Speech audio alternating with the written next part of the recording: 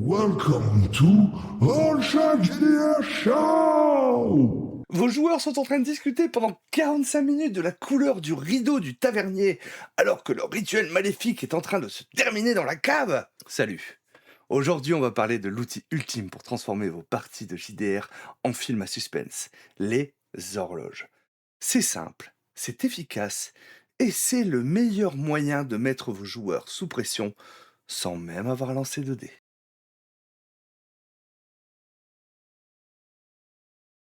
Une horloge, c'est quoi? Imaginez un cercle divisé en 4, 6 ou 8 segments. Chaque fois qu'il se passe un truc grave ou qu'un joueur rate un jet, on coche une case. Quand l'horloge est pleine, boum! Quelque chose change radicalement dans votre scénario. Prenons un exemple, vos joueurs infiltrent le repère du culte. Nous avons une horloge à 6 cases. Ils ratent une discrétion, cochez une case. Ils font trop de bruit, cochez-en deux. À 3 cases, les gardes sortent les matraques. À 6 cases, l'alarme hurle et le boss se tire par le toit avec l'artefact. C'est pas du MJ sadique, c'est de la conséquence pure.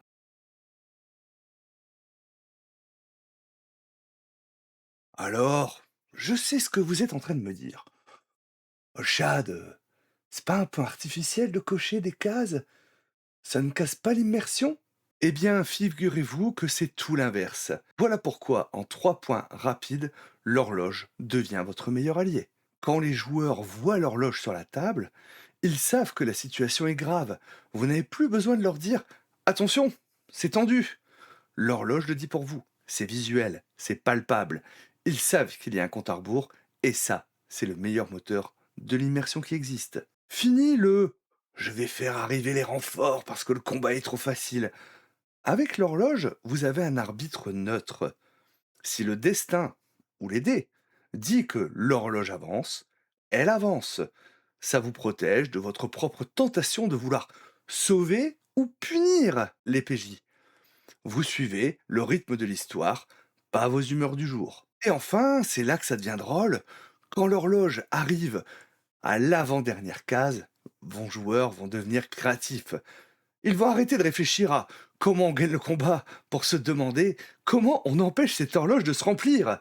Ils vont chercher des solutions inventives. Ils vont vous proposer des trucs auxquels vous n'avez jamais pensé.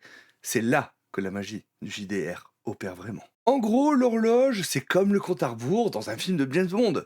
Est-ce que le héros est moins héroïque parce qu'il y a une bombe qui explose dans 10 secondes? Non. Il est juste beaucoup plus intéressant à regarder parce qu'il transpire un bon coup.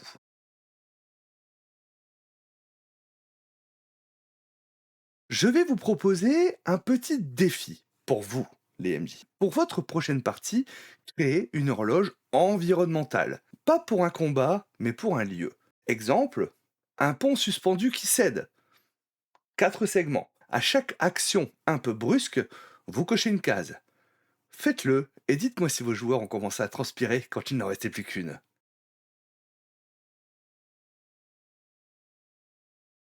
En conclusion, les horloges, c'est le carburant de votre narration.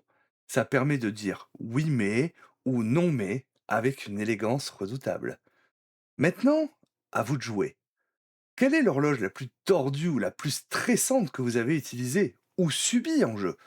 Racontez-moi votre pire ou meilleure expérience en commentaire, je lis tout. N'oubliez pas de vous abonner pour ne pas rater la prochaine vidéo. D'ici là, remplissez bien vos horloges et faites vivre des aventures inoubliables. Ciao!